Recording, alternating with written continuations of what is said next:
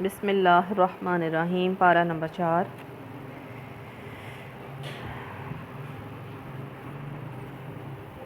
لن تنالوا البر حتى تنفقوا مما تحبون وما تنفقوا من شيء فإن الله به علیم۔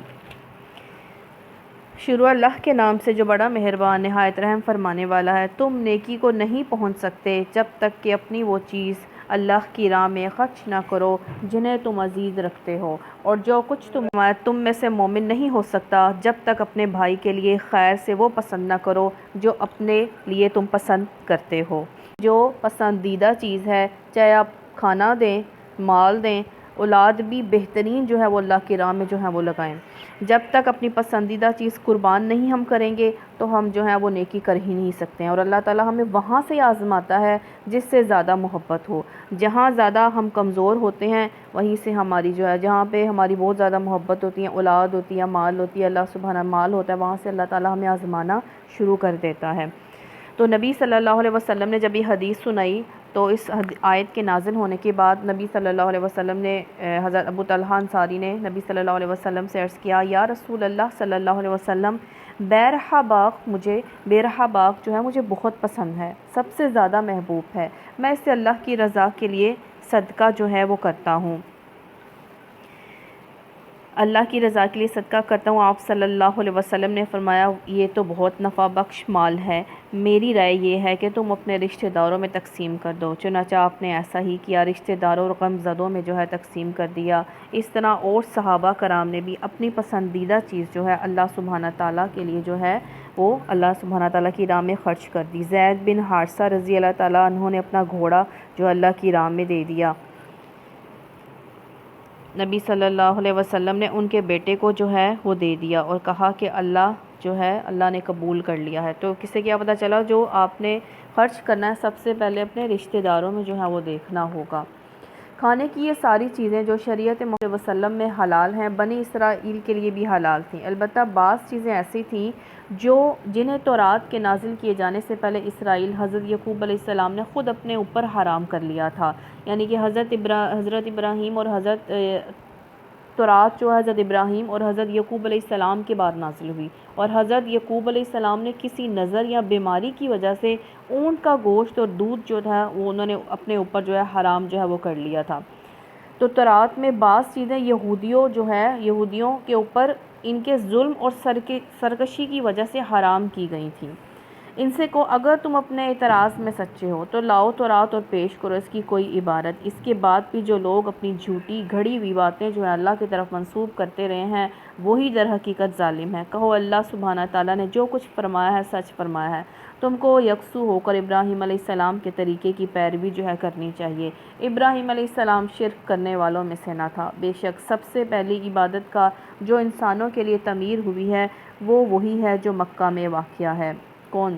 مکہ، خانہ کعبہ سب سے پہلے عبادت کے لیے بنا تھا، اس کو خیر و برکت دی گئی ہے اور تمام جہان والوں کے لیے مرکز ہدایت جو ہے بنا دیا گیا ہے۔ اس میں کھلی ہوئی نشانیاں ہیں۔ ابراہیم علیہ السلام کا مقام عبادت ہے، اس کا حال یہ ہے کہ جو اس میں داخل ہوا وہ عمل میں آ گیا۔ لوگوں پر اللہ کا یہ حق ہے جو اس گھر تک پہنچنے کی استطاعت رکھتا ہو اور وہ اس کا حج کرے، اور جو کوئی اس حکم کی پیروی سے انکار کرے تو اسے معلوم ہونا چاہیے کہ اللہ تمام دنیا والوں سے بے نیاز ہے۔ نبی صلی اللہ علیہ وسلم نے فرمایا کہ حج فرض ہونے کے بعد اس کی ادائیگی میں جلدی کیا کرو، کیونکہ تمہیں پتہ نہیں کہ بعد میں تمہارے ساتھ کیا پیش آنے والا ہے۔ پھر نبی صلی اللہ علیہ وسلم نے فرمایا کہ حج کرنا نہ کرنا کفران نعمت ہے۔ تو حج جو ہے ہر ایک صاحب استطاعت پر جو ہے وہ فرض ہے، تو اللہ سبحانہ تعالیٰ جو صاحب استطاعت بھی نہیں ہیں انہیں بھی اللہ تعالیٰ جو ہے اپنی جو ایسے سبب بنائے وہ بھی حج کریں۔ کہو اہل کتاب، تم کیوں اللہ کی باتیں ماننے سے انکار کرتے ہو؟ جو حرکتیں تم کر رہے ہو اللہ سب کچھ دیکھ رہا ہے۔ کہو اہل کتاب، یہ تمہاری کیا روش ہے؟ جو اللہ کی بات مانتا ہے اسے بھی تم اللہ کے راستے سے روکتے ہو اور چاہتے ہو کہ وہ ٹیڑھی راہ چلے، حالانکہ تم خود اس کے راہ راست ہونے پر گواہ ہو۔ تمہاری حرکتوں سے اللہ غافل نہیں ہے۔ انصار کہ قبیلے اوس اور خزرج پہلے دشمن تھے، لیکن دونوں اسلام قبول کرنے کے بعد دوست بن گئے۔ یہودی کے ایک آدمی نے کسی کے ذمہ یہ کام لگایا کہ ان دونوں میں لڑائی کرواؤ، لیکن نبی صلی اللہ علیہ وسلم نے پھر ان میں صلح کروا دی۔ نبی صلی اللہ علیہ وسلم نے فرمایا، تم پے در پہ حج اور عمرہ کیا کرو، یہ فقر کو اور گناہوں کو دور کرتا ہے، اس طرح جیسے بھٹی سونے چاندی کی میل وہ ختم کرتی ہے۔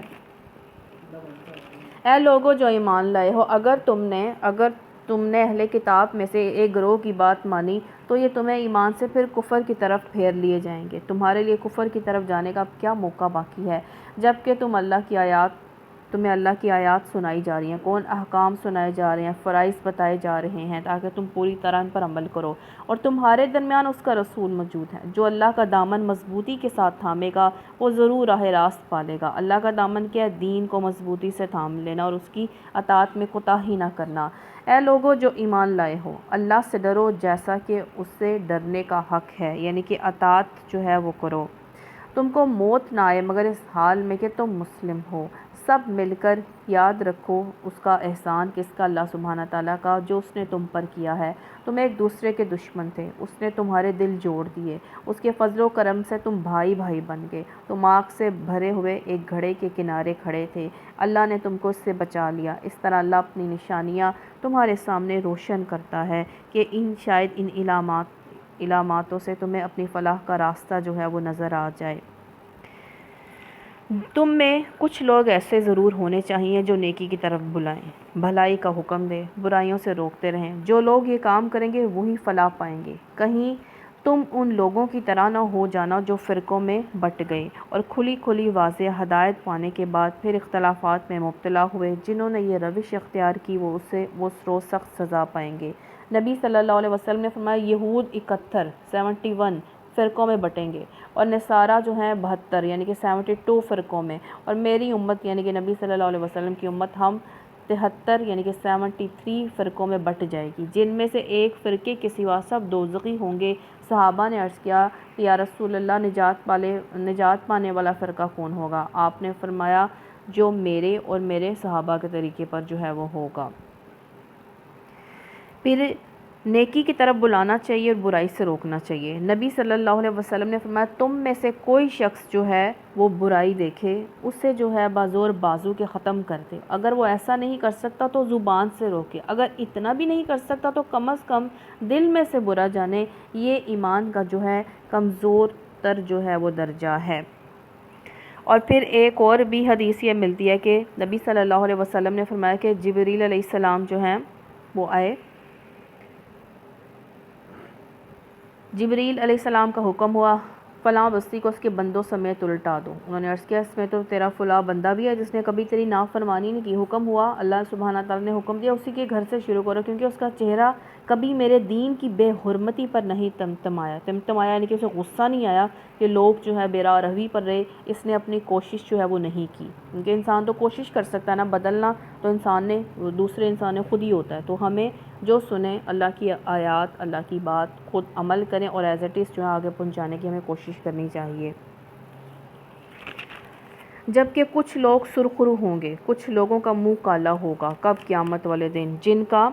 جن کا منہ کالا ہوگا ان سے کہا جائے گا کہ نعمت ایمان پانے کے بعد بھی تم نے کافرانہ رویہ اختیار کیا، اچھا تو اب اس کفرانے نعمت کے صلے میں عذاب کا مزہ چکھو۔ تو کیا پتہ چلا، جو انسان جو عمل کرے گا اس کے چہرے ویسے ہی ہو جاتے ہیں۔ رہے وہ لوگ جن کے چہرے روشن ہوں گے تو ان کو اللہ کے دامن رحمت میں جگہ ملے گی۔ تو اللہ سبحانہ تعالیٰ ہمارے چہرے روشن کرے تاکہ ہمیں اللہ کے دامن رحمت میں جگہ ملے۔ ہمیشہ وہ اس حالت میں رہیں گے۔ یہ اللہ کے ارشادات ہیں جو ہم تمہیں ٹھیک ٹھیک سنا رہے ہیں، کیونکہ اللہ دنیا والوں پر ظلم کرنے کا ارادہ نہیں رکھتا ہے۔ زمین و آسمان کی ساری چیزوں کا اللہ سبحانہ تعالیٰ ہی مالک ہے اور سارے معاملات اللہ ہی کے حضور پیش ہوتے ہیں۔ اب دنیا میں وہ بہترین گروہ تم ہو۔ کون؟ امت مسلمہ، امت محمد صلی اللہ علیہ وسلم، جسے انسانوں کی ہدایت اور اصلاح کے لیے میدان میں لایا گیا ہے۔ تم نیکی کا حکم دیتے اور بدی سے روکتے اور اللہ پر ایمان رکھتے ہو۔ یہ ہمیں کہا جا رہا ہے ہم یہ کام کرتے ہیں، اگر نہیں کرتے تو ہمیں یہ کام کرنا ہے۔ یہ اہل کتاب یہودی ایمان لاتے تو انہی کے حق میں بہتر تھا، اگرچہ ان میں کچھ لوگ ایماندار بھی پائے جاتے ہیں۔ عبداللہ بن سلام اور جیسے مسلمان ہوئے، ان جیسے مسلمان ہوئے، یہودی ایمان لاتے تو ان کے حق میں بہتر تھا، اگرچہ ان میں کچھ لوگ ایماندار بھی پائے جاتے مگر ان کے بیشتر افراد نافرمان ہی نکلے۔ یہ تمہارا کچھ بگاڑ نہیں سکتے، زیادہ سے زیادہ بس کچھ ستا سکتے ہیں۔ ستائیں گے کیا؟ ستانے سے مراد زبانی ستائیں گے، بہتان تراشی کریں گے، افطرا جو ہے وہ جن کے جھوٹ بولیں گے، جھوٹ جو ہے گھڑ لیں گے امت محمد پر، لیکن جنگ میں تمہیں یہ شکست نہیں دے سکتے۔ اگر یہ تم سے لڑیں تو مقابلے میں پشت دکھائیں گے، ان کی پیٹھ دکھا کر یہ بھاگ جائیں گے، پھر ایسے بے بس ہوں گے کہیں سے ان کو مدد نہ جو ہے وہ ملے گی۔ جہاں بھی یہ پائے گئے ان پر ذلت کی مار ہی پڑی، کہیں اللہ کے ذمے یہ انسانوں کے ذمے میں پناہ مل گئی تو یہ اور بات ہے۔ یہ اللہ کے غضب میں گھر چکے ہیں، ان پر محتاجی اور مغلوبی مسلط جو ہے وہ کر دی گئی ہے۔ مدینے سے بھی یہودیوں کو نکلنا پڑا، پھر خیبر فتح ہو گیا، وہاں سے نکلے۔ اس طرح شام کے علاقوں میں عیسائیوں کے مسلمانوں کے ہاتھ شکست ہوئی، اس کا بدلہ لینے کے لیے بیت المقدس پر قابض ہو گئے، مگر اسے صلاح الدین ایوبی نے بیت المقدس پر قبضہ کر لیا۔ لیکن مسلمانوں کی ایمانی کمزوری کے نتیجے یہ ہوئے کہ یہود اور نصارہ نے آپس میں مل کر سازشیں کر کے اور اپنی کوششوں سے بیت المقدس پر پھر جو ہے قبضہ کر لیا اور وہ مسلمانوں کے ہاتھوں جو ہے وہ نکل گیا۔ ایک وقت ایسا آئے گا کہ صورتحال تبدیل ہوگی۔ حضرت عیسیٰ علیہ السلام کے نزول کے بعد عیسائیت کا خاتمہ اور اسلام کا غلبہ جو ہے وہ یقینی ہے۔ یہ سب کچھ اسی وجہ سے ہوا کہ یہ اللہ کی آیات سے کفر کرتے رہے ہیں اور انہوں نے پیغمبروں کو ناحق قتل کیا۔ یہ ان کی نافرمانیوں اور زیادتیوں کا جو ہے وہ نتیجہ ہے۔ مگر سارے اہل کتاب یکساں نہیں ہیں، ان میں کچھ لوگ ایسے بھی ہیں جو راہ راست پر قائم ہیں۔ کون؟ عبداللہ بن سلام اور ان جیسے لوگ جنہوں نے جو اسلام جو ہے وہ قبول کر لیا۔ راتوں کو یہ اللہ کی آیات پڑھتے ہیں، نیک ہیں اور راتوں کو عبادت کرتے ہیں اور اس کی آگے سجدہ ریز ہوتے ہیں، اللہ اور روز آخرت پر ایمان رکھتے ہیں، نیکی کا حکم دیتے ہیں، برائیوں سے روکتے ہیں اور بھلائیوں کے کاموں میں سرگرم رہتے ہیں، یہ نیک لوگ ہیں۔ اور جو بھی یہ نیکی کریں گے اس کی ناقدری نہ کی جائے گی۔ تو اللہ سبحانہ تعالیٰ چھوٹی سے چھوٹی نیکی بھی کرو نا، اللہ کے ہاں ناقدری نہیں ہے، چاہے وہ کسی کی طرف مسکرا کر دیکھنا ہی کیوں نہ ہو۔ اللہ مسلمانوں کی عورتوں کو مسکرا کر دیکھیں، اب یہ اس کا غلط مطلب نہیں لینا۔ اللہ پرہیزگار لوگوں کو خوب جانتا ہے۔ رہے وہ لوگ جنہوں نے کفر کا رویہ اختیار کیا تو اللہ کے مقابلے میں ان کو نہ ان کا مال کچھ کام دے گا قیامت میں، نہ اولاد کام آئے گی، نہ آگ میں جانے والے یہ لوگ ہیں اور آگ میں ہمیشہ رہیں گے۔ تو اللہم اجرنا من النار، اللہم اجرنا من النار۔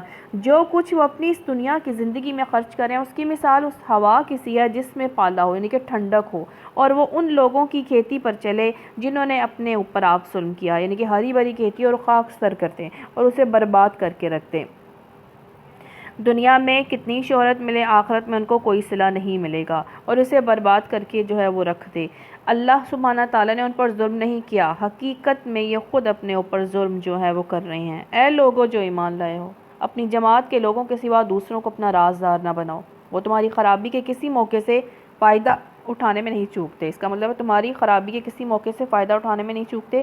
کافر جو مشرک مسلمانوں کے خلاف جذبات اور عزائم رکھتے ہیں، اللہ سبحانہ تعالیٰ وارن کر رہے ہیں کہ ان سے دلی دوستی نہ کرو۔ تمہیں جس چیز سے نقصان پہنچے وہی ان کو محبوب ہے، انہیں بہت اچھا لگتا ہے جب مسلمانوں کو نقصان پہنچتا ہے۔ ان کے دل کا بغض ان کے منہ سے نکل پڑتا ہے اور جو کچھ وہ اپنے سینوں میں چھپائے ہوئے ہیں ان سے شدید تر ہے۔ ہم نے تمہیں صاف صاف ہدایت دے دی ہے، اگر تم عقل رکھتے ہو تو ان سے تعلق رکھنے میں احتیاط برتو گے۔ تم ان سے محبت رکھتے ہو مگر وہ تم سے محبت نہیں رکھتے ہیں، حالانکہ تم تمام کتب آسمانی کو مانتے ہو۔ جب وہ تم سے ملتے ہیں تو کہتے ہیں کون منافقین کہ ہم نے بھی تمہارے رسول تمہاری کتاب کو مان لیا ہے، مگر جب جدا ہوتے ہیں تو تمہارے خلاف ان کے غیظ و غضب کا یہ حال ہے کہ اپنی انگلیاں جو ہیں چبانے لگتے ہیں، ان کے غصہ انہیں بہت آتا ہے۔ ان سے کہہ دو کہ اپنے غصے میں آپ جل مرو، اللہ دلوں کے چھپے ہوئے راز تک جانتا ہے، تمہارا بھلا ہوتا ہے تو ان کو برا معلوم ہوتا ہے اور تم پر کوئی مصیبت آتی ہے تو یہ خوش ہوتے ہیں، مگر ان کی کوئی تدبیر تمہارے خلاف کارگر نہیں ہو سکتی، بشرط کہ تم صبر سے کام لو، اللہ سے ڈرو، ڈر کر کام کرتے رہو، جو کچھ یہ کر رہے ہیں اللہ اس پر حاوی ہے۔ تو اگر کوئی لگے کہ ہمارا کوئی برا کر سکتا ہے تو آپ یہ نہ سوچیں، آپ اللہ سے ڈریں، آپ اس کا برا نہ کریں اور سارے معاملات اللہ پہ چھوڑیں، تو اللہ سبحانہ تعالیٰ ہر کام پر جو ہے اللہ ہی کا حکم جو ہے وہ چلتا ہے۔ اے پیغمبر صلی اللہ علیہ وسلم، مسلمانوں کے سامنے اس موقع کا ذکر کرو۔ یہ اب جنگ احد کا واقعہ بیان کیا جا رہا ہے، جب تم صبح سویرے اپنے گھر سے نکلے تھے اور احد کے میدان میں مسلمانوں کو جنگ کے لیے جا بجا مامور جو ہے وہ کر رہے تھے۔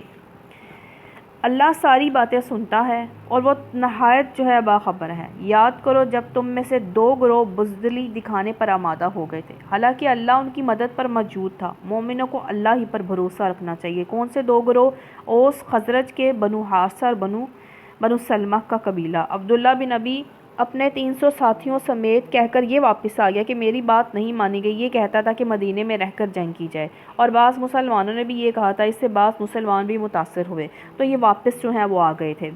آخر انہیں اللہ ہی پر بھروسہ رکھنا چاہیے، کیونکہ آخر اس سے پہلے جنگ بدر میں یہ اللہ جو ہے تمہاری مدد کر چکا تھا، حالانکہ اس وقت تم بہت کمزور تھے، نہ اتنی تعداد میں زیادہ تھے اور نہ اتنا جو ہے وہ سامان تھا جنگ کا۔ لہٰذا تم کو چاہیے کہ اللہ کی ناشکری سے بچو۔ امید ہے کہ اب تم شکر گزار بنو گے۔ تو الحمدللہ کثیرا، ہر حال میں اللہ کا شکر ادا کرنا چاہیے۔ اے نبی صلی اللہ علیہ وسلم، یاد کرو جب تم مومنوں سے کہہ رہے تھے، کیا تمہارے لیے یہ بات کافی نہیں کہ اللہ 3000 فرشتے اتار کر تمہاری مدد کرے؟ بے شک اگر تم صبر کرو، خدا سے ڈرتے رہو، کام کرو، تو جس آن دشمن تمہارے اوپر چڑھ کر آئیں گے، اس آن تمہارا رب 3000 نہیں 5000 نشان فرشتوں سے، صاحب نشان فرشتوں سے جو ہے تمہاری مدد کرے گا۔ یہ بات اللہ نے تمہیں اس لیے بتا دی کہ تم خوش ہو جاؤ اور تمہارے دل جو ہے مطمئن ہو جائیں۔ یہ جنگ بدر کا واقعہ بتایا جا رہا ہے۔ فتح و نصرت جو کچھ بھی ہے اللہ ہی کی طرف سے ہے۔ جتنا ایمان، جتنا تقوی زیادہ ہو، اللہ کی مدد بھی اس انسان کو اتنی زیادہ آتی ہے جتنا وہ اللہ پر تقوی رکھتا ہے اور اللہ پر ایمان رکھتا ہے۔ تقوی اپنے دل میں اللہ تعالیٰ سے خوف رکھتا ہے کہ اللہ تعالیٰ ناراض نہ ہو جائے، کوئی ایسا کام نہیں کرتا، اور وہ اللہ سے جو ہے اللہ پر ایمان رکھتا ہے، تو اس انسان کو اللہ کی مدد بہت جلدی جو ہے وہ آتی ہے۔ اللہ کی طرف سے فتح نصرت جو کچھ بھی اللہ سبحانہ تعالیٰ کی طرف سے ہے، جو بڑی قوت والا دانا اور بینا ہے۔ مدد وہ تمہیں اس لیے دے گا تاکہ کفر کی راہ چلنے والوں کا ایک بازو کاٹ دے یا ان کو ایسی ذلیل شکست دے کہ وہ نامرادی کے ساتھ پسپا ہو جائیں۔ اے پیغمبر صلی اللہ علیہ وسلم، فیصلے کے اختیارات میں آپ کا کوئی حصہ نہیں ہے، اللہ کو اختیار ہے، چاہے انہیں معاف کرے چاہے سزا دے۔ یعنی کہ آپ صلی اللہ علیہ وسلم کی ان ہدایت سے نا امیدی جو ظاہر فرمائی، کیونکہ وہ ظالم ہیں جو آپ کا کہنا نہیں مانتے ہیں۔ زمین اور آسمانوں میں جو کچھ ہے اس کا مالک اللہ ہے، جس کو چاہے بخش دے، جسے چاہے سزا دے، اور وہ عذاب کرنے والا اور رحیم ہے۔ اے لوگو جو ایمان لائے، یہ بڑھتا چڑھتا سود کھانا چھوڑ دو۔ غزوہ احد میں ناکامی رسول صلی اللہ علیہ وسلم کی نافرمانی اور مال اور دنیا کے لالچ کے سبب ہوئی جو شکست ہوئی، تو اسی لیے اب طمع دنیا کی سب سے بھیانک شکل سود کا ذکر کیا جا رہا ہے۔ چھوڑ دو سود کو، اللہ سے ڈرو، امید ہے کہ کامیاب ہو جاؤ گے۔ اس آگ سے بچو جو کافروں کے لیے مہیا کی گئی ہے۔ اللہ اور رسول صلی اللہ علیہ وسلم کی اطاعت کرو، توقع ہے کہ تم پر رحم کیا جائے گا۔ دوڑ کر چلو اس راہ پر جو تمہارے رب کی بخشش اور جنت کی طرف جاتی ہے، جس کی وسعت زمین اور آسمان جیسی ہے۔ وہ ان خدا ترس لوگوں کے لیے مہیا کی گئی ہے جو ہر حال میں اپنے مال خرچ کرتے ہیں۔ جنت کسے ملے گی؟ ایسے لوگوں کو جو سب سے پہلے کہا گیا جو اللہ کی راہ میں اپنا مال خرچ کرتے ہیں، خواہ بد حال ہوں یا خوش حال ہوں، ان کے حال جیسے بھی ہوں، وہ تھوڑا دے سکتے ہیں وہ تھوڑا دیتے ہیں، اگر اچھے حال میں تو وہ اچھا دیتے ہیں، اللہ کی راہ میں خرچ کرتے ہیں۔ جو غصے کو پی جاتے ہیں، نبی صلی اللہ علیہ وسلم نے فرمایا بہادر وہ ہے جو کسی لڑائی میں پچھار دے، وہ بہادر نہیں ہے، بہادر وہ ہے جو غصہ برداشت کر جائے۔ نبی صلی اللہ علیہ وسلم نے سے ایک شخص نے عرض کی کہ مجھے کوئی نصیحت فرمائیے۔ آپ صلی اللہ علیہ وسلم نے فرمایا غصہ نہ کیا کرو، اور بار بار آپ نے اس کی تاکید کی۔ نبی صلی اللہ علیہ وسلم نے فرمایا کسی بندے نے کسی چیز کا کوئی گھونٹ ایسا نہیں پیا جو اللہ کے نزدیک غصے کے اس گھونٹ سے افضل ہو جسے بندہ اللہ کی رضا کی خاطر پی جائے۔ نبی صلی اللہ علیہ وسلم نے فرمایا غصہ شیطان کی طرف سے آتا ہے، شیطان آگ سے پیدا ہوا ہے، آگ پانی سے بجھائی جاتی ہے، لہٰذا جب تم میں سے کسی کو غصہ ہے تو اس کو چاہیے کہ وہ وضو کر لے اور اعوذ باللہ من الشیطان الرجیم بار بار جو ہے وہ پڑھتا جائے۔ دوسروں کے قصور معاف کرتے ہیں، ایسے نیک لوگ اللہ کو بہت پسند ہیں، جن کا حال یہ ہے کہ اگر کوئی بے حیائی کا کام ان سے انجانے میں ہو بھی جائے یا کسی گناہ کا ارتکاب کر کے اپنے اوپر ظلم کر بیٹھتے ہیں تو انہیں فوراً سے اللہ یاد آ جاتا ہے، اس سے وہ اپنے قصوروں کی معافی چاہتے ہیں، کیونکہ اللہ کے سوا اور کون ہے جو گناہ معاف کر سکتا ہو۔ اور وہ کبھی دانستہ اپنے کیے پر اصرار نہیں کرتے، یعنی کہ جان بوجھ کر وہ گناہ نہیں کیے جاتے، ان سے انجانے میں ہو جاتا ہے۔ ایسے لوگوں کی جزا ان کے رب کے پاس ہے، وہ ان کو معاف کر دے گا، ایسے باغوں میں انہیں داخل کرے گا جن کے نیچے نہریں بہتی ہوں گی، وہ وہاں ہمیشہ رہیں گے۔ یہ ایسا اچھا بدلہ ہے نیک اعمال کرنے والوں کے لیے۔ تم سے پہلے بہت سے دور گزر چکے ہیں، زمین میں چل پھر کر دیکھ لو ان لوگوں کا کیا انجام ہوا جنہوں نے اللہ کے احکام اور ہدایات کو جھٹلایا۔ یہ لوگوں کے لیے ایک صاف اور صریح تنبیہ، ایسی خبرداری ہے کہ ایسی بات جو دلوں کو لگ جائے، جو اللہ سے ڈرتے ہوں ان کے لیے ہدایت اور نصیحت ہے۔ دل شکستہ نہ ہو، غم نہ کرو۔ اب یہ اشارہ جنگ بدر کی طرف، کہنے کا مطلب یہ ہے کہ جب اس چوٹ کو کھا کر کافر پست ہمت نہ ہوئے، یعنی کہ جنگ بدر میں کافر ہار گئے تھے نا، تو جنگ احد میں مسلمانوں کی شکست ہوئی تھی۔ کہا جا رہا تو جنگ احد میں یہ چوٹ کھا کر تم دل شکستہ نہ ہو، دل شکستہ نہ ہو، غم نہ کرو، تم ہی غالب رہو گے اگر تم مومن ہو۔ جنگ احد میں صحابہ شہید ہوئے تھے 70، اللہ سبحانہ تعالیٰ تسلی دے رہے ہیں 70 صحابہ کرام شہید ہو گئے تھے۔ اس وقت اگر تمہیں چوٹ لگی ہے، اس سے پہلے ایسے ہی چوٹ تمہارے مخالف فریق کو بھی لگ چکی ہے۔ یہ تو زمانے کے نشیب و فراز ہیں جنہیں ہم لوگوں کے درمیان گردش کرتے رہتے ہیں۔ تم یہ وقت اس لیے لایا گیا تم پر کہ اللہ دیکھنا چاہتا ہے کہ تم میں سے سچے مومن کون ہیں، اور ان لوگوں کو چھانٹ لینا چاہتا ہے جو واقعی اللہ کے راستے پر ہیں۔ تو کامیابی کا اصول بتایا گیا یہاں پہ کہ اگر کامیابی چاہیے، اللہ اور اس کے رسول کی اطاعت کرنی ہو۔ جنگ احد میں ناکامی کا سبب بھی یہی تھا کہ رسول صلی اللہ علیہ وسلم کی اطاعت نہیں کی تھی، کیونکہ ظالم لوگ اللہ کو پسند نہیں ہیں۔ وہ اس آزمائش کے ذریعے سے مومنوں کو الگ چھانٹ کر کافروں کی سرکوبی کر دینا چاہتا تھا۔ کیا تم نے یہ سمجھ رکھا ہے کہ یوں ہی جنت میں چلے جاؤ گے، یوں ہی بس آرزو ہے اور تمناؤں سے چلے جائیں گے؟ ایسے جنت پانا راستہ بڑا مشکل ہے۔ حالانکہ ابھی اللہ نے یہ تو دیکھا ہی نہیں کہ تم میں کون لوگ ہیں جو اس کی راہ میں جانیں لڑانے والے اور اس کی خاطر صبر کرنے والے ہیں۔ تم تو موت کی تمنائیں کر رہے تھے، مگر یہ اس وقت کی بات تھی جب موت سامنے نہ تھی۔ لو اب وہ تمہارے سامنے آ گئی ہے اور تم نے اسے آنکھوں دیکھ لیا ہے۔ یہ وہ صحابہ ہیں جو جنگ بدر نہ جا سکے لیکن آگے جہاد کرنا چاہتے تھے۔ جنگ احد میں گئے، جب جنگ شکست میں بدل گئی نا تو بعض نے راہ فرار جو ہے وہ اختیار کر لی۔ اب اللہ سبحانہ تعالیٰ فرما رہے ہیں لو اب وہ تمہارے سامنے آ گئی اور تم نے اسے آنکھوں سے دیکھ لیا۔ تو جنت آزمائش کی بھٹی سے گزر کر ملے گی۔ محمد صلی اللہ علیہ وسلم اس کے سوا کچھ نہیں کہ بس ایک رسول ہے، یعنی کہ ان سے پہلے اور رسول بھی گزر چکے ہیں۔ اب یہ کیوں کہا گیا؟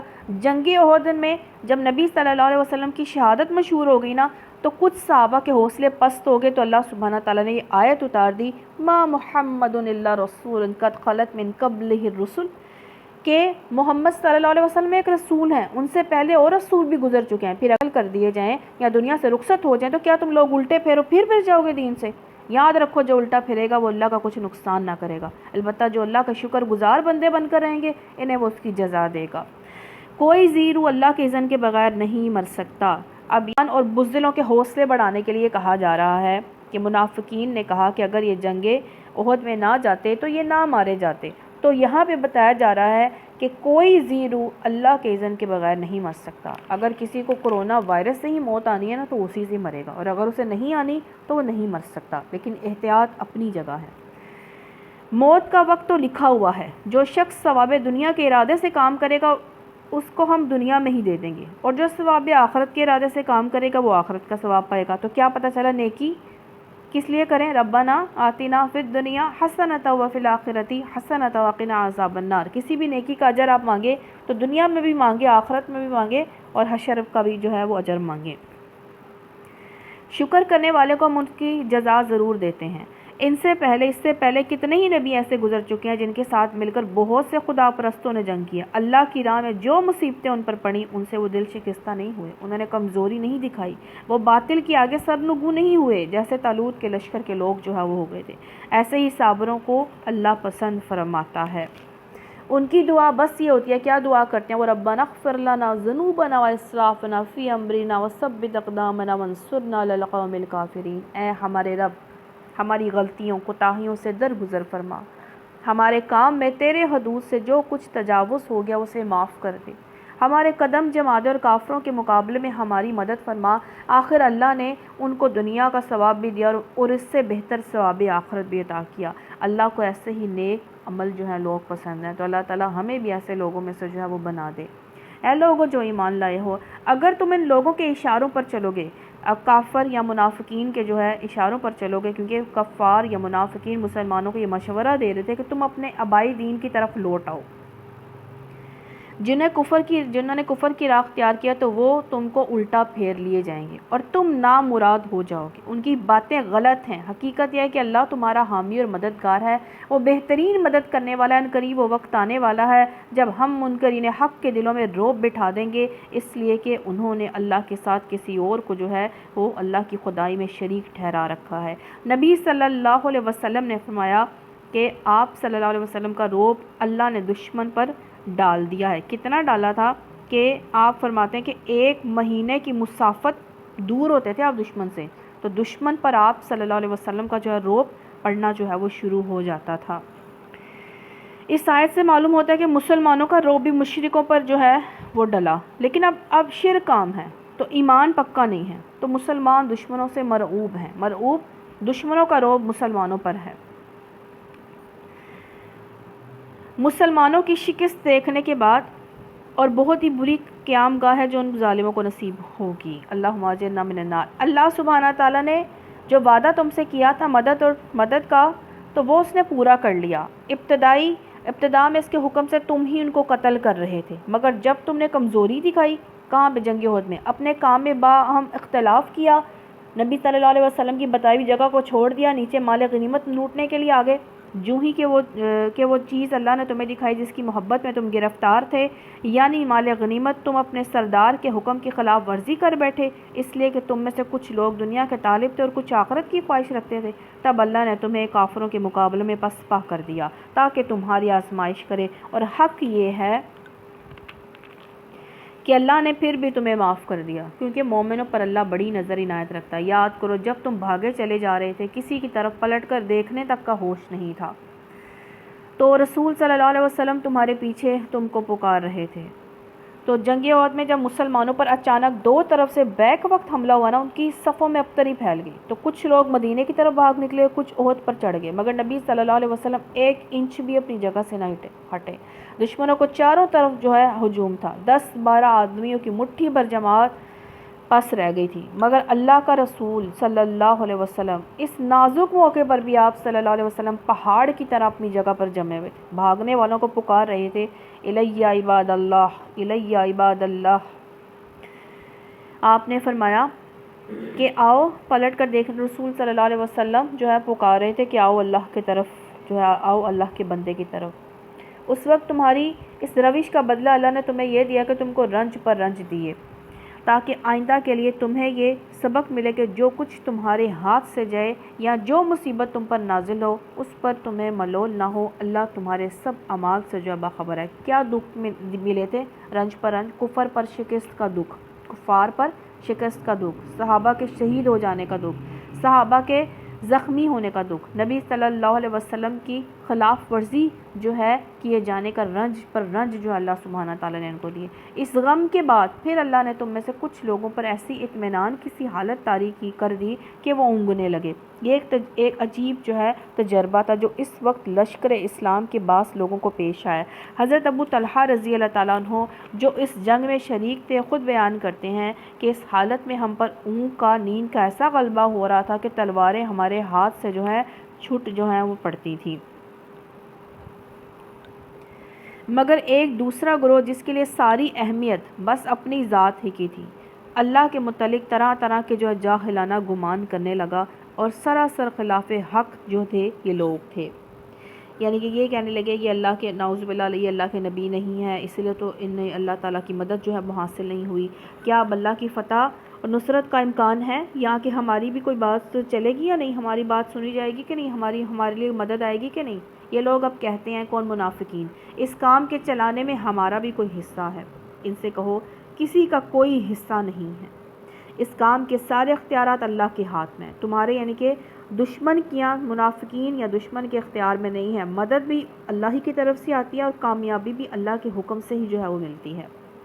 دراصل یہ لوگ اپنے دلوں میں جو بات چھپائے ہوئے ہیں اسے تم پر ظاہر نہیں کرتے۔ ان کا اصل مطلب یہ ہے کہ اگر قیادت کے اختیارات میں ہمارا کچھ حصہ ہوتا ہے، یعنی کہ اگر ہمیں بھی جو ہے اگر لیڈر بنایا جاتا تو یا ہم نہ مارے جاتے۔ ان سے کہہ دو اگر تم اپنے گھروں میں بھی ہوتے نا تو جن لوگوں کی موت لکھی ہوئی تھی وہ خود اپنی قتل گاہوں کی طرف نکل آتے، اور یعنی کہ اس جگہ پر آ جاتے جہاں پر موت لکھی تھی۔ یہ معاملہ جو پیش آیا یہ تو اس لیے تھا کہ جو کچھ تمہارے سینوں میں پوشیدہ ہے اللہ اس سے آزما لے، یعنی کہ ایمان کی جو ہے وہ آزمائش کرے، کتنا ایمان ہے کس کے اندر، اور جو کھوٹ تمہارے دلوں میں اسے چھانٹ دے۔ اللہ دلوں کا حال خوب جانتا ہے، یعنی کہ مومن منافق کو الگ کر کے رکھتے۔ تم میں سے جو لوگ مقابلے کے دن پیٹ پھیر گئے تھے، کون عہد میں مسلمان جو ہے بھاگ گئے تھے، ان کی اس لغزش کا سبب یہ تھا کہ ان کی بعض کمزوریوں کی وجہ سے شیطان نے ان کے قدم جو ہے وہ ڈگمگا دیے تھے۔ 300 لوگ جو واپس چلے گئے تھے جنگ عہد سے پہلے ہی، اللہ نے راستے میں، اللہ نے انہیں معاف کر دیا۔ اللہ بہت درگزر کرنے والا اور بردبار ہے۔ اے لوگوں جو ایمان لائے ہو، کافروں کی سی باتیں نہ کرو جن کے عزیز اقارب اگر کبھی سفر پر جاتے ہیں یا جنگ میں شریک ہوتے ہیں اور وہاں کسی حادثے سے دو چار ہوتے ہیں تو کہتے ہیں کہ اگر وہ ہمارے پاس ہوتے تو نہ مارے جاتے، نہ قتل ہوتے۔ اللہ اس قسم کی باتوں کو ان کے دلوں میں حسرت کا سبب بنا دیتا ہے کہ ورنہ دراصل مارنے اور زندہ کرنے والا تو اللہ سبحانہ تعالیٰ ہی ہے۔ اگر تمہاری تمام حرکات پر وہ جو ہے وہ دیکھ رہا ہے جو انسان کر رہا ہے، اگر تم اللہ کی راہ میں مارے جاؤ یا مر جاؤ تو اللہ کی جو رحمت اور بخشش تمہارے حصے میں آئے گی وہ ان ساری چیزوں سے زیادہ بہتر ہے جنہیں یہ لوگ جمع کرتے ہیں۔ یعنی کہ جہاد کرو گے تو تمہیں جو اللہ تعالیٰ شہید کا جو رتبہ ملے گا وہ دنیا کی چیزوں سے، دنیاوی مال سے بہت بہتر ہے۔ خواہ تم مرو یا مارے جاؤ، بہرحال تم سب کو آنا تو میری ہی طرف ہے۔ کس کی طرف؟ اللہ سبحانہ تعالیٰ کی طرف۔ اے پیغمبر صلی اللہ علیہ وسلم، یہ اللہ کی بڑی رحمت ہے کہ تم ان لوگوں کے لیے نرم مزاج واقع ہوئے ہو، ورنہ اگر تم تند خو سنگ دل ہوتے تو یہ سب تمہارے گردوں پہ سے چھٹ جاتے، یعنی کہ آپ کے پاس پھر کوئی نہ آتا۔ ان کے قصور معاف کر دو۔ اب ہمیں یہ آپ کا کہہ کے ہمیں بتایا جا رہا ہے کہ لہجے میں نرمی جو ہے وہ اختیار کرنی چاہیے۔ ان کے قصور معاف کر دو۔ جنگ عہد میں جو غلطیاں کی اللہ سبحانہ تعالیٰ فرما رہے ہیں نبی صلی اللہ علیہ وسلم ان کے قصور معاف کر دو، ان کے حق میں دعائے مغفرت کرو۔ دین کے کام میں ان کو بھی شریک مشورہ رکھو، مشورہ کریں گے، لیکن جو لیڈر یعنی کہ نبی صلی اللہ علیہ وسلم کو جو صحیح لگے گا ہوگا وہی، اور آج کے دور میں مشورہ کریں، جو حکمران کو صحیح لگے گا پھر وہ وہی کرے گا۔ پھر جب تمہارا عزم کسی رائے پر مستحکم ہو جائے تو اللہ پر بھروسہ کرو، اللہ کو وہ لوگ پسند ہیں جو اسی کی بھروسے پر کام کرتے ہیں۔ اللہ تمہاری مدد پر ہو تو کوئی طاقت تم پر غالب آنے والے نہیں، اور وہ تمہیں چھوڑ دے تو اس کے بعد کون ہے جو تمہاری مدد کر سکتا ہو۔ بس جو سچے مومن ہیں ان کو اللہ ہی پر بھروسہ رکھنا چاہیے۔ نرمی کی حدیث ہے، نبی صلی اللہ علیہ وسلم نے فرمایا جس گھرانے کو نرمی جو ہے وہ ملی یا دے دی جائے ان کے لیے فائدہ مند ہے، اور جس گھر میں جو ہے نرمی نہ ہو وہ نقصان دہ ہے۔ نبی صلی اللہ علیہ وسلم نے فرمایا نرمی جس چیز میں ہوتی ہے اسے زینت بخشتی ہے، اور نرمی نکل جاتی ہے اس چیز سے تو وہ چیز بدصورت جو ہے وہ ہو جاتی ہے، چاہے وہ انسان ہی ہو۔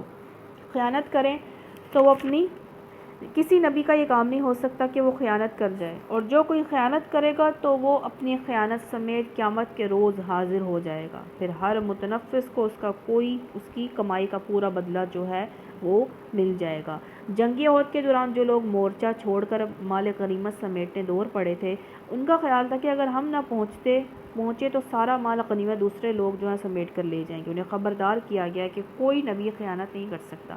ایک چادر نہیں مل رہی تھی جو منافقین لوگوں نے انہوں نے کہا کہ نعوذ باللہ نبی صلی اللہ علیہ وسلم نے لے لیا، تو اللہ تعالیٰ نے فوراً آیت نازل کر دی کہ کوئی نبی خیانت نہیں کر سکتا۔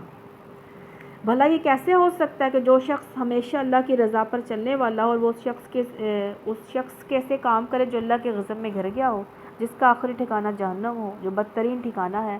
اللہ کے نزدیک دونوں قسم کے آدمیوں میں بہت بدرجہ فرق ہے۔ اللہ سب کے اعمال پر نظر رکھتا ہے۔ در حقیقت اہل ایمان پر تو اللہ نے یہ بہت بڑا احسان کیا کہ ان کے درمیان خود انہی میں سے ایک ایسا پیغمبر اٹھایا جو اس کی آیات انہیں سناتا ہے، ان کی زندگیوں کو سنوارتا ہے، ان کو کتاب اور دانائی کی تعلیم دیتا ہے، حالانکہ اس سے پہلے یہی لوگ کھلی گمراہی میں پڑے ہوئے تھے۔ تمہارا کیا حال ہے جب تم پر مصیبت آ پڑی تو کہنے لگے یہ کہاں سے آئی ہے؟ جنگی عہد میں جب مسلمانوں نے پہاڑی کا جو ہے مورچہ چھوڑ دیا تو کافروں نے ایک دستے کو اس درے سے دوبارہ جو ہے حملہ کرنے کا موقع مل گیا، یعنی کہ جس مورچے کو وہ چھوڑ کر آئے تھے وہیں سے جو ہے انہوں نے ان پر جو ہے حملہ کر دیا۔ حالانکہ جنگ بدر میں اس سے دگنی مصیبت تمہارے ہاتھوں فریق مخالف پر پڑ چکی ہے۔ اے نبی صلی اللہ علیہ وسلم، ان سے کوئی مصیبت تمہاری اپنی لائی ہوئی ہے۔ اللہ ہر چیز پر قادر ہے۔ جو نقصان لڑائی کے دن تمہیں پہنچا وہ اللہ کے اذن سے تھا، اور اس لیے تھا کہ اللہ دیکھ لے کہ تم میں سے مومن کون ہے اور منافق کون ہے۔ وہ منافق جب ان سے کہا گیا کہ آؤ اللہ کی راہ میں جنگ کرو تو کم از کم اپنے شہر کی یہ جو ہے حفاظت ہی کر لو، تو کہنے لگے اگر ہمیں علم ہوتا کہ آج جنگ ہوگی تو ہم ضرور آپ کے ساتھ جو ہے وہ چلتے۔ یہ بات جب وہ کہہ رہے تھے اس وقت وہ ایمان کی بنسبت کفر سے زیادہ جو ہے وہ قریب تھے۔ تو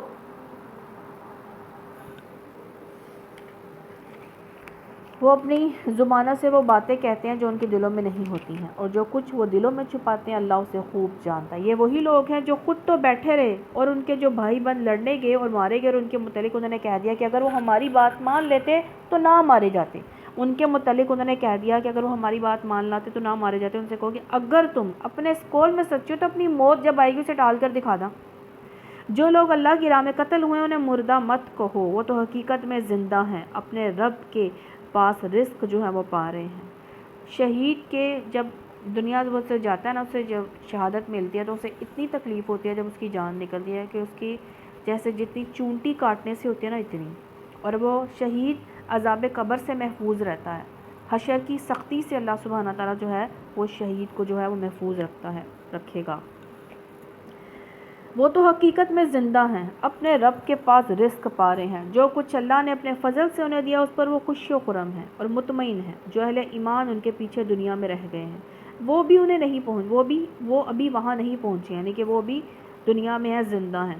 ان کے لیے بھی کسی خوف و رنج کا موقع نہیں ہے، اور وہ اللہ کے انعام اور اس کے فضل پر شاداں اور فراح ہیں، خوش باش ہیں۔ ان کو معلوم ہو چکا ہے کہ اللہ مومنوں کے اجر کو ضائع نہیں کرتا ہے۔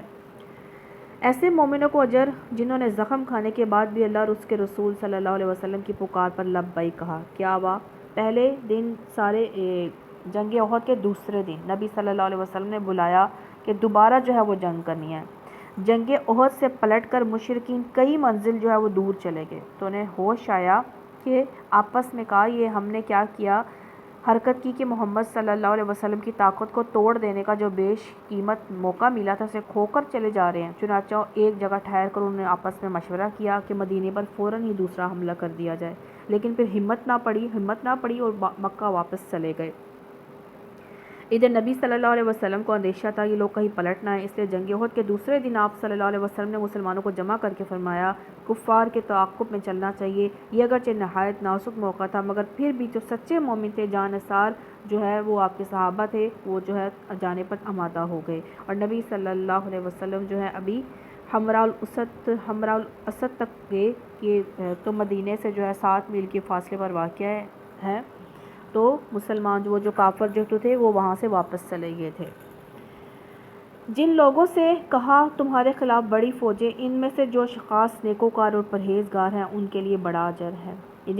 جن سے لوگوں نے کہا کہ تمہارے خلاف بڑی فوجیں جمع ہوئی ہیں تو ان سے ڈرو، تو یہ سن کر ان کا ایمان اور بڑھ گیا۔ انہوں نے جواب دیا ہمارے لیے اللہ ہی کافی ہے۔ کہتے ہیں جب مجھے یعنی کہ ابراہیم علیہ السلام کہتے ہیں کہ مجھے جب آگ میں ڈالا گیا، حضرت ابن عباس سے روایت ہے کہ جب حضرت ابراہیم علیہ السلام کو آگ میں ڈالا گیا تو انہوں نے یہ کلمات کہے حسبنا اللہ و نعم الوکیل۔ جب لوگوں نے نبی صلی اللہ علیہ وسلم سے کہا کہ قریش کے کافروں نے آپ کے مقابلے کے لیے بڑا لشکر جمع کر لیا تو آپ صلی اللہ علیہ وسلم نے یہی کلمات کہے، اور سن کر صحابہ کا ایمان بڑھ گیا۔ انہوں نے بھی یہی کلمات کہے کہ اللہ ہمارے لیے کافی ہے، وہ بہترین کارساز ہے۔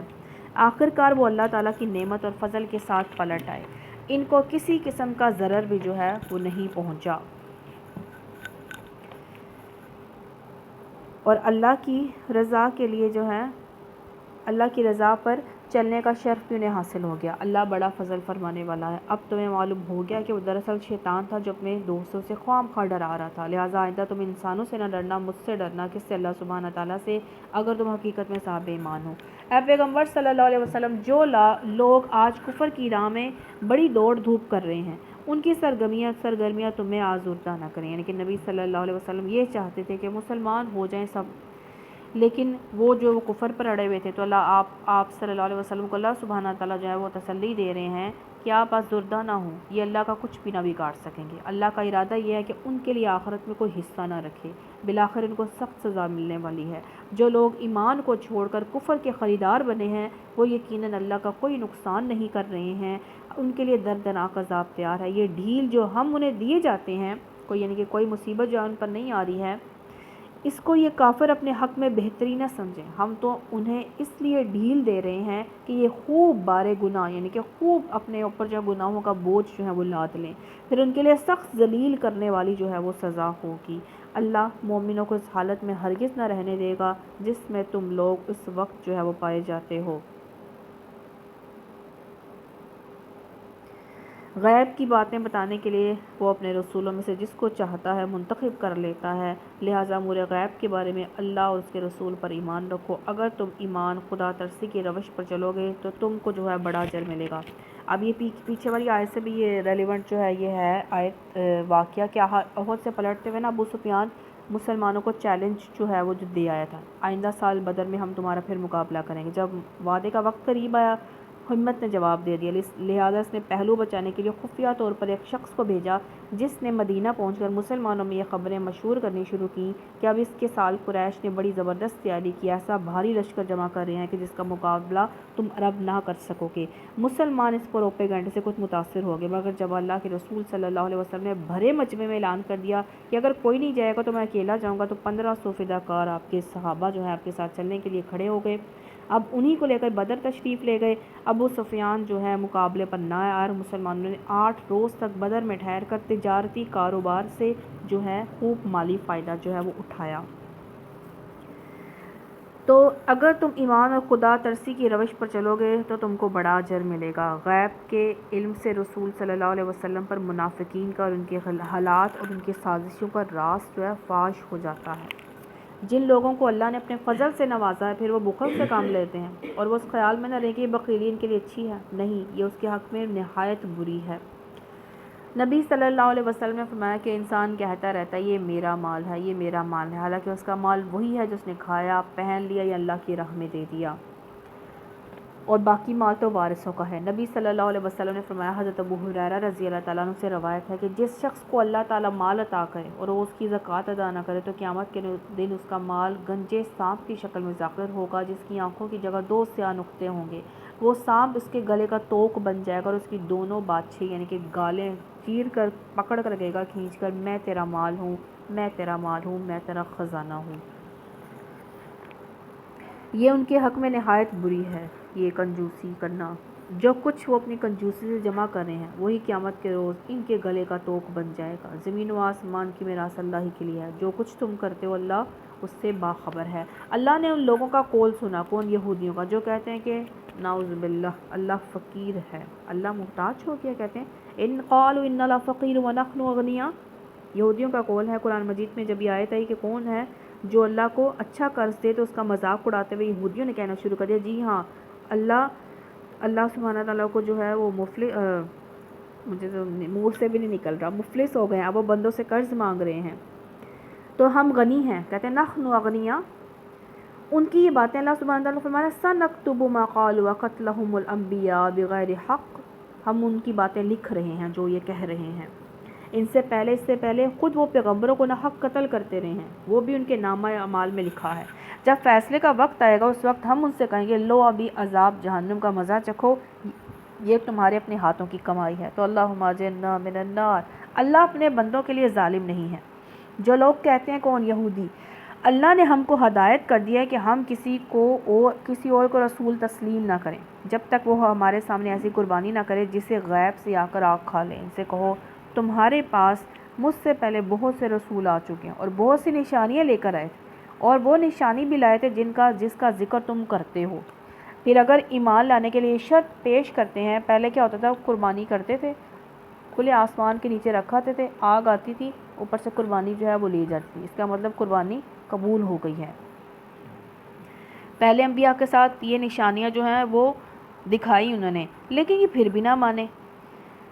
ایمان لانے کے لیے یہ شرط پیش کرتے ہیں تم سچے ہو ان رسولوں کو تم نے کیوں قتل کیا؟ اگر سچے ہو تو یہ نشانیاں تم پہلے رسول تمہارے لے کر آئے تھے، پھر انہیں کیوں قتل کیا؟ اب اے نبی صلی اللہ علیہ وسلم، اگر یہ لوگ آپ کو جھٹلاتے ہیں تو بہت سے رسول آپ سے پہلے جھٹلائے جا چکے ہیں جو کھلی کھلی نشانیاں اور صحیفے روشنی تو بخشنے والی کتابیں لائے تھے۔ آخرکار ہر شخص کو مرنا ہے اور سب اپنے اپنے پورے اجر قیامت کے روز جو ہے وہ پانے والے ہیں۔ کامیاب دراصل وہ ہے جو وہاں آتش دوزخ سے بچ جائے گا، جنت میں داخل کر دیا جائے۔ رہی یہ دنیا تو یہ محض ایک ظاہر فریب چیز ہے۔ تو اللہم اجرنا من النار، اللہم انا نسألک جنت الفردوس۔ مسلمانوں، تمہیں مال اور جان دونوں کی آزمائشیں پیش آ کر رہیں گی۔ اب اللہ تعالیٰ کہہ رہے ہیں آنی ہے، مال کی بھی آنی ہے، جان سے بھی اللہ تعالیٰ آزمائش جو ہے وہ لے گا۔ تم اہل کتاب اور مشرکین سے بہت سی تکلیف دہ باتیں سنو گے۔ اگر ان سب حالات میں تم صبر اور خدا ترسی کی روش پر قائم رہو، یعنی کہ تقوی اختیار کرو، تو یہ بڑے حوصلے کا کام۔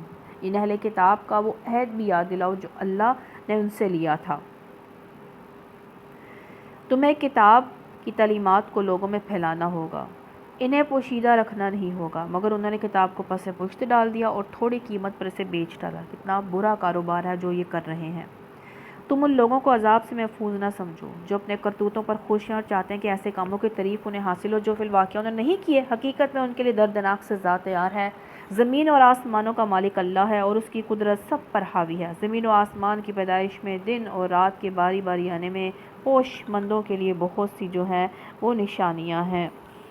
تو نبی صلی اللہ علیہ وسلم 190 آیت سے لے کر یہ سورہ عمران کی آخری سورت تک آپ نبی صلی اللہ علیہ وسلم رات کو تہجد جب پڑھتے تھے، اٹھتے تھے تو یہ پڑھتے، اس کے بعد آپ وضو کرتے تھے۔ تو آزمائش، زید بن حارثہ رضی اللہ تعالیٰ عنہ نے پوچھا نبی صلی اللہ علیہ وسلم سے سب سے زیادہ آزمائشیں کس کو آتی ہیں؟ آپ نے فرمایا انبیاء، پھر اس کے بعد کے درجے، ان کے بعد کے درجے کے لوگوں کو۔ جتنا ایمان اتنی آزمائش ہوگی۔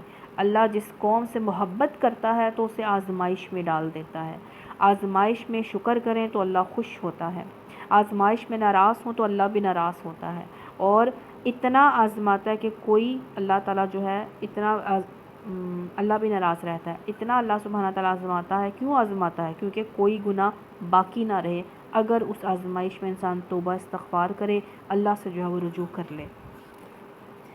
تو زمین و آسمان کی بار بار پیدائش، یعنی کہ بار بار آنے میں، دن ہوتا ہے، رات ہوتا ہے، اللہ تعالیٰ کی جو ہے بے شمار جو ہے اس میں نشانیاں، جو اٹھتے بیٹھتے لیٹتے ہر حال میں خدا کو یاد کرتے ہیں، زمین و آسمان کی ساخت پر غور و فکر کرتے ہیں، وہ بے اختیار بول اٹھتے ہیں پروردگار یہ سب کچھ تو نے فضول اور بے مقصد نہیں بنایا، تو پاک ہے کہ اب کام کرے، یعنی کہ بیکار جو ہے چیزیں بنائے، بیکار کام کرے۔ بس اے رب ہمیں دوزخ کے عذاب سے بچا لے۔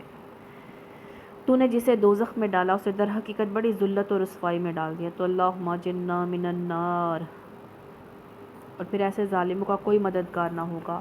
مالک، ہم نے ایک پکارنے والے کو سنا جو ایمان کی طرف بلاتا تھا، کہتا تھا کہ اپنے رب کو مانو، ہم نے اس کی دعوت قبول کر لی۔ بس اے ہمارے آقا، جو قصور ہم سے ہوئے ہیں ان سے درگزر فرما، جو برائیاں ہم میں ہیں انہیں دور کرتے، ہمارا خاتمہ نیک لوگوں کے ساتھ فرما۔ اے اللہ، جو وعدے تو نے اپنے رسولوں کے ذریعے سے کیے ہیں ان کو ہمارے ساتھ پورا فرما دے، اور قیامت کے دن ہمیں رسوائی میں نہ ڈال، بے شک تو اپنے وعدے کے خلاف نہیں کرتا ہے۔ ربنا فاغفر لنا ذنوبنا وکفر عنا سیئاتنا وتوفنا مع الابرار ربنا وآتنا ما وعدتنا علی رسلک ولا تخزنا یوم القیامہ انک لا تخلف المیعاد۔ آمین۔ جواب میں ان کے رب نے فرمایا، میں تم میں سے کسی کا عمل ضائع کرنے والا نہیں ہوں، خواہ وہ مرد ہو یا عورت ہو، تم سب ایک دوسرے کے ہم جنس ہو، لہذا جن لوگوں نے میری خاطر اپنے وطن چھوڑے، جو میری راہ میں اپنے گھروں سے نکالے گئے، ستائے گئے، میرے لیے لڑے، مارے گئے، ان کے سب قصور میں معاف کر دوں گا، انہیں ایسے باغوں میں داخل کروں گا جن کے نیچے نہریں بہتی ہوں گی، یہ ان کی جزا ہے، اللہ کے ہاں بہترین جزا اللہ ہی کے پاس ہے۔ اے نبی صلی اللہ علیہ وسلم، دنیا کے ملکوں میں خدا کے نافرمان لوگوں کی چلت پھرت دے کے ان کے کافروں کا رہن سہن تمہیں کسی دھوکے میں نہ ڈالے، یہ محض چند روزہ زندگی کا تھوڑا سا لطف ہے، پھر یہ سب جہنم میں جائیں گے جو بدترین جائے قرار ہے۔ برعکس اس کے جو لوگ اپنے رب سے ڈرتے رہیں، زندگی بسر کرتے رہیں، ان کے لیے ایسے باغ ہیں جن کے نیچے نہریں بہتی ہوں گی، باغوں میں ہمیشہ رہیں گے، اللہ کی طرف سے یہ سامان ضیافت ہے ان کے لیے، جو کچھ اللہ کے پاس ہے نیک لوگوں کے لیے وہی سب سے بہتر ہے۔ اہل کتاب میں بھی کچھ ایسے لوگ ہیں جو اللہ کو مانتے ہیں، اس کتاب پر ایمان لاتے ہیں، جو تمہاری طرف بھیجی گئی ہے، اس کتاب پر بھی ایمان رکھتے ہیں جو اس سے پہلے خود انہی کی طرف بھیجی گئی تھی، اللہ کے آگے جھکے ہوئے ہیں، اللہ کی آیات کو تھوڑی سی قیمت پر بیچ نہیں دیتے، ان کا اجر ان کے رب کے پاس ہے، اللہ حساب چکانے میں دیر نہیں لگاتا ہے۔ لوگوں جو ایمان لائے ہو، صبر سے کام لو، باطل پرستوں کے مقابلے میں جہاد کرو، حق کی خدمت کے لیے قبر بستہ رہو، یعنی کہ ثابت قدم رہو، اللہ سے ڈرتے رہو، امید ہے کہ فلاح پاؤ گے۔ سورہ نساء، بسم اللہ الرحمن الرحیم۔ نساء من ہوتا ہے عورتیں، اللہ کے نام سے جو بے انتہا مہربان اور رحم فرمانے والا ہے۔ لوگوں اپنے رب سے ڈرو جس نے تمہیں ایک جان سے پیدا کیا اور اسی جان سے اس کا جوڑا بنایا ہے، ان دونوں سے بہت سے مرد عورت دنیا میں پھیلا دی ہیں۔ نبی صلی اللہ علیہ وسلم نے فرمایا، میری وصیت مانو، عورتوں سے بھلائی کرتے رہو، کیونکہ عورت کی خلقت پسلی سے ہوئی ہے اور پسلی کے اوپر کا حصہ ٹیڑھا ہوتا ہے، اگر اسے سیدھا کرنے کی کوشش کرو گے تو ٹوٹ جائے گی، یوں ہی چھوڑ دو گے تو ٹیڑھی رہے گی، لہٰذا میری وصیت مانو، ان سے اچھا سلوک جو ہے وہ کیا کرو۔ خدا سے ڈرو جس کا واسطہ دے کر تم ایک دوسرے سے اپنے حق مانگتے ہو، اور رشتہ و قرابت کے تعلقات کو جو ہے بگاڑنے سے جو ہے وہ پرہیز کرو۔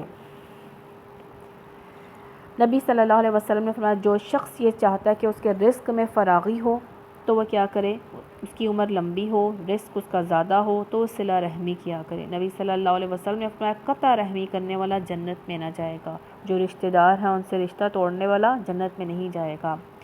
یقین جانو اللہ دیکھ رہا ہے، یتیموں کے مالوں ان کو واپس، یتیموں کے مال کو ان کو واپس دو، یتیموں کے مال ان کو واپس دو، اچھے مال کو برے مال سے نہ بدل لو، اور ان کے مال اپنے مال کے ساتھ ملا کر نہ کھاؤ، یہ بہت بڑا گناہ ہے۔ یعنی کہ یہ نہ ہو کہ عمدہ چیزیں خود رکھ لو، محض گنتی پوری کرنے کے لیے گھٹیا چیزیں جو ہے وہ یتیم کے مال میں جو ہے وہ ڈال دو۔ اگر تم کو اندیشہ ہو یتیموں کے ساتھ انصاف نہ کر سکو گے تو جو عورتیں تم کو پسند ہیں ان میں سے 2 3 4 سے جو ہے وہ نکاح کر لو۔ اب حضرت عائشہ سے مروی ہے کہ صاحب حیثیت، صاحب جمال یتیم لڑکی کسی ولی کی زیر پرورش ہوتی تو اس کے مال یا جمال کی وجہ سے اسے شادی کر لیتا، لیکن دوسری عورتوں کی طرح نہ پورا حق کے مہر نہ دیتا تھا۔ اللہ تعالیٰ نے فرمایا کہ حق نہیں دے سکتے نا تو دوسری سے جو ہے وہ نکاح کر لو، دوسری عورتوں سے جو ہے وہ نکاح کر لو۔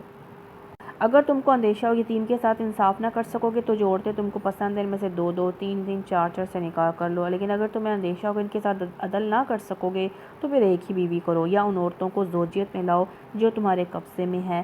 بے انصافی سے بچنے کے لیے یہ زیادہ ثواب کے قریب ہے۔ ایک سے زیادہ بیویاں کرنے کی اجازت دینے کے لیے یہ نہیں آئی تھی یہ آیت، کیونکہ اس کے نزول سے پہلے یہ فعل جائز تھا کہ خود رسول اللہ صلی اللہ علیہ وسلم ایک سے زائد بیویاں اس وقت موجود تھیں۔ دراصل یہ اس لیے نازل ہوئی تھی آیت کہ لڑائیوں میں شہید ہونے والوں کے جو بچے یتیم رہ گئے تھے ان کے مسئلے کو حل کرنے کے لیے فرمایا گیا کہ اگر ان یتیموں کے حقوق تم ویسے نہیں ادا کر سکتے تو ان عورتوں سے نکاح کر لو جن کے ساتھ یتیم بچے ہیں۔ ابھی بھی 4 شادیوں کی جو ہے وہ اجازت ہے۔ پھر یہ بھی کہا گیا کہ اگر سمجھو تو تمہارے لیے ایک ہی بہتر ہے، اگر جو انسان شادی کرے گا اسے ہر طرح کے حقوق جو ہے وہ، اگر ایک سے زیادہ بیوی رکھے گا تو اس کو بیویوں کے حقوق جو ہے وہ نبھانے ہوں گے۔ اور عورتوں کے مہر خوش دلی کے ساتھ فرض جانتے ہوئے ادا کرو، فرض ہے حق کے مہر جو ہے دینا لازمی ہے، البتہ اگر وہ خود اپنی خوشی سے مہر کا کوئی حصہ تمہیں معاف کر دے تو اسے تم مزے سے کھا سکتے ہو، عورت ہی معاف کر دے، معاف کرے، معاف کروایا نہ جائے۔ یتیم یعنی اور اپنے وہ مال یعنی کہ یتیم بچوں کا مال جنہیں اللہ نے تمہارے لیے قیام زندگی کا ذریعہ بنایا ہے نادان لوگوں کے حوالے نہ کرو، یعنی کہ یتیم بچے جو تمہاری کفالت میں ہیں ان کا مال ہے تو ان کو حوالے نہ بھی کرو، کیونکہ وہ بھی چھوٹے ہیں، انہیں پتہ نہیں کہ مال کس طرح جو ہے وہ خرچ کرنا ہے اور کسی طرح کاروبار جو ہے وہ کرنا ہے۔ البتہ انہیں کھانے اور پہننے کے لیے دو، انہیں نیک ہدایت کرو، یتیموں کی آزمائش کرتے رہو یہاں تک کہ وہ نکاح کے قابل عمر کو جو ہے وہ پہنچ جائیں۔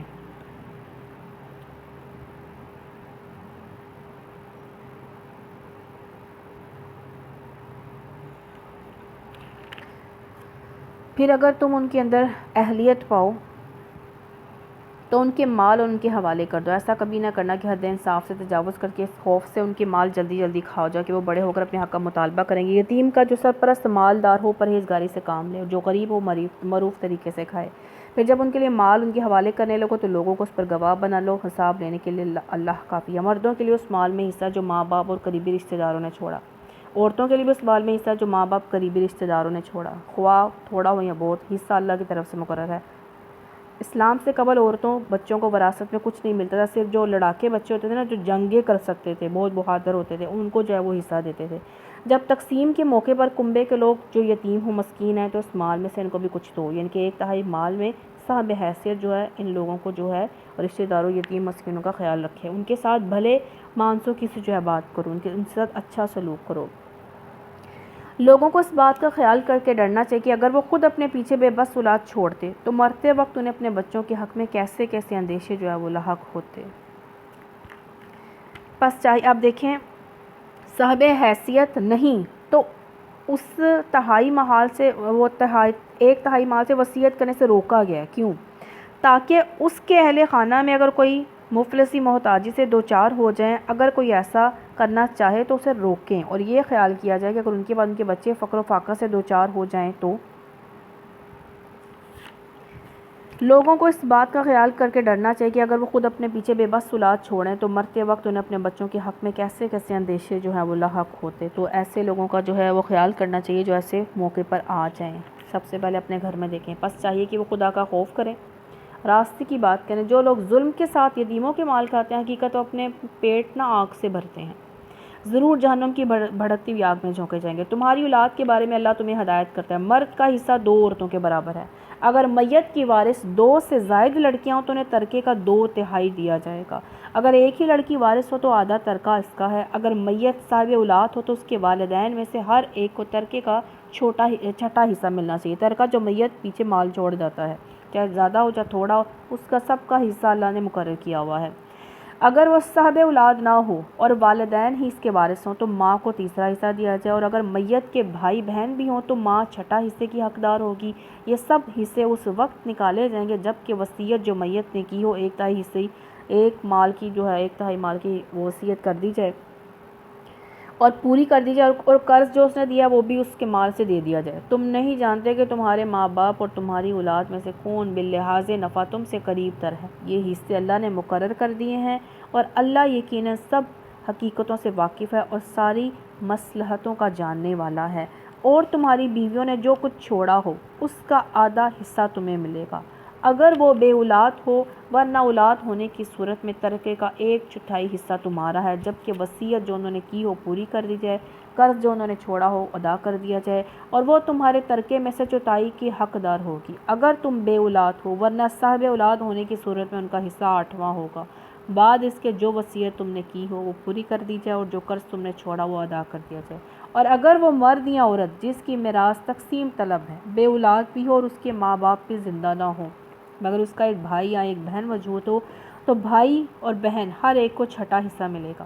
بھائی بہن ایک سے زیادہ ہوں تو کل ترکے کے 1/3 میں وہ سب شریک ہوں گے، جبکہ وصیت جو کی گئی وہ پوری کر دی جائے، قرض جو میت نے چھوڑا وہ ادا کر دیا جائے، بشرط کہ وہ ضرر رساں نہ ہو۔ وصیت میں نقصان کبیرہ گناہ ہے، 1/3 مال سے زیادہ کسی کو دے دینا۔ اگر وارث مالدار ہو تو اس کا حق جو ہے نہیں مارا جا سکتا، یعنی کہ ایک وارث کو ایک حصہ بھی مل رہا ہے، دوسروں سے 1/3 مال میں سے بھی دے رہے ہیں، نہیں، 1/3 مال میں سے جو ہے ان کو دیں جن کے پاس نہیں ہے، ایک ہی کو اپنا سارا مال نہ دیتے جائیں۔ یہ حکم ہے اللہ کی طرف سے۔ اللہ دانا ہے، بینا ہے، نرم خو ہے، یہ اللہ کی مقرر کی ہوئی حدیں ہیں۔ جو اللہ اور اس کے رسول صلی اللہ علیہ وسلم کی اطاعت کرے گا اس سے اللہ باغوں میں داخل کرے گا جس میں وہ ہمیشہ رہیں گے، یہی بڑی کامیابی ہے۔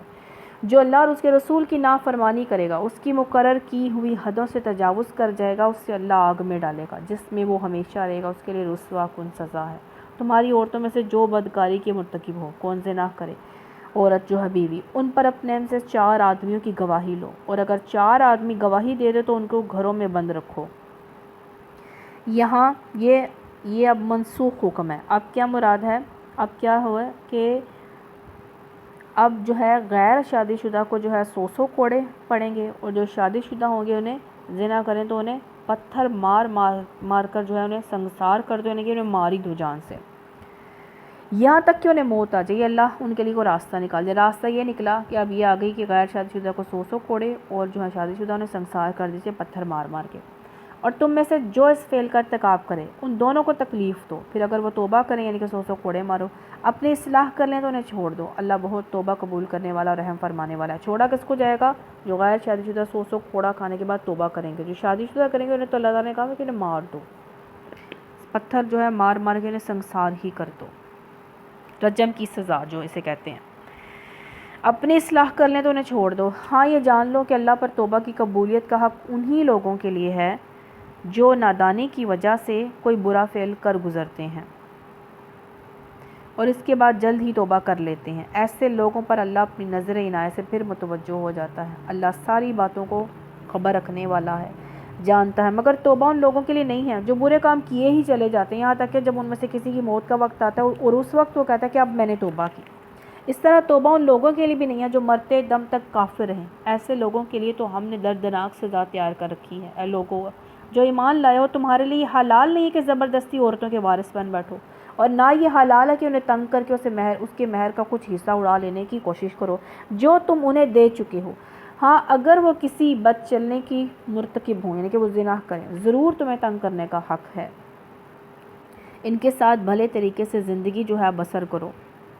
اگر وہ تمہیں ناپسند ہو سکتا ہے کہ ایک چیز تمہیں پسند نہ ہو، مگر اللہ نے اسی میں بہت سے کچھ بھلائی رکھ دی ہو، نیک اولاد ہو، کاروبار میں جو ہے برکت ہو۔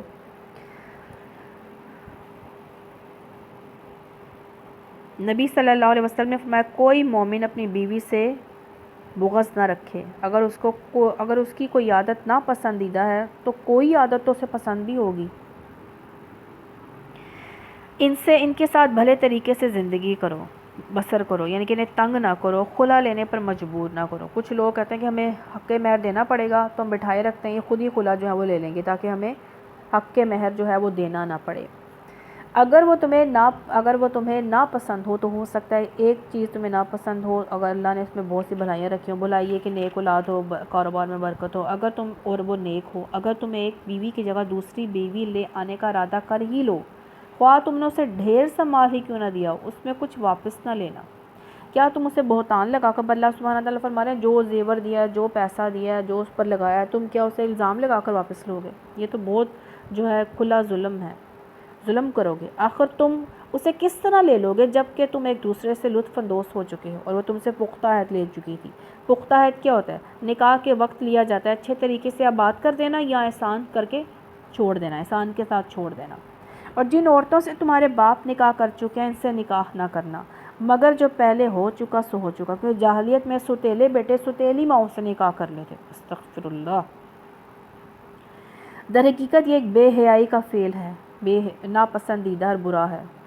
تم پر حرام کی گئیں تمہاری مائیں، بیٹیاں، بہنیں، پھوپھیاں، خالائیں، بھتیجیاں، بھانجیاں، اور تمہاری وہ مائیں جنہوں نے تم کو دودھ پلایا ہے، اور وہ تمہاری دودھ شریک بہنیں ہیں، تمہاری بیویوں کی مائیں، تمہاری بیویوں کی لڑکیاں جنہوں نے تمہاری گود میں پرورش پائی ہے، ان بیویوں کی لڑکیاں جن سے تمہارا تعلق زن و شو ہو چکا ہو، ورنہ اگر صرف نکاح ہوا ہو اور تعلق جو ہے ازدواجی تعلق نہ قائم ہوا ہو تو انہیں چھوڑ کر ان لڑکیوں سے نکاح کر لینے میں تم پر کوئی مواخذہ نہیں ہے۔ یعنی کہ ستیلی بیٹی سے جو ہے وہ نکاح کیا جا سکتا ہے اگر اس کی ماں کو جو ہے وہ چھوڑ دیا جائے، تعلق قائم نہیں ہوا، انہیں چھوڑ کر ان کی لڑکیوں سے نکاح کر لینے میں تم پر کوئی مواخذہ نہیں ہے۔ تمہارے طلاق دینے کے بعد تمہارے ان بیٹوں کی بیویاں جو تمہارے صلب سے ہوں یعنی کہ سگے بیٹے ہوں، اور یہ بھی تم پر حرام کیا گیا کہ ایک نکاح میں 2 بہنوں کو جمع کرو۔ نبی صلی اللہ علیہ وسلم نے فرمایا، حدیث سے ثابت ہے کہ بھتیجی اور پھوپھی، بھانجی اور خالہ کو ایک نکاح میں نہیں جمع کیا جا سکتا، یعنی کہ ایک شخص پھوپھی اور بھتیجی سے شادی نہیں کر سکتا، یعنی کہ اس کو نکاح میں پھوپھی بھی کر لی اور بھتیجی بھی کر لی ہے، نہیں، یہ حرام ہے۔ اور خالہ اور بھانجی بھی نہیں کر سکتے، ایک شخص نے خالہ سے شادی کر اس کی بھانجی سے بھی کر لی، نہیں، یہ حرام ہے، یہ نہیں ہوتا۔ ایک نکاح میں 2 بہنوں کو جمع کرو، مگر جو پہلے ہو گیا سو ہو گیا، اللہ بخشنے والا رحم فرمانے والا۔ ہم نے کیا باتیں سیکھی؟ انسان نیکی کر نہیں سکتا جب تک وہ اپنی عزیز چیز اللہ کی راہ میں خرچ نہ کرے۔ کیا ہم نیکی کا حکم دیتے ہیں اور برائی سے منع کرتے ہیں؟ کیا ہم کسی کی مصیبت پر خوش ہوتے ہیں یا غمگین ہوتے ہیں؟ کیا ہم غصے کو پی جانے والے ہیں، دوسروں کو معاف کرنے والے ہیں؟ اور کوئی زیرو اللہ کے اذن کے بغیر نہیں مرتی۔ موت کا وقت لکھا ہوا ہے، جب لکھا ہوا ہے تبھی آئے گی، جس جگہ لکھا ہے تبھی موت آئے گی، اسی جگہ ہی آئے گی۔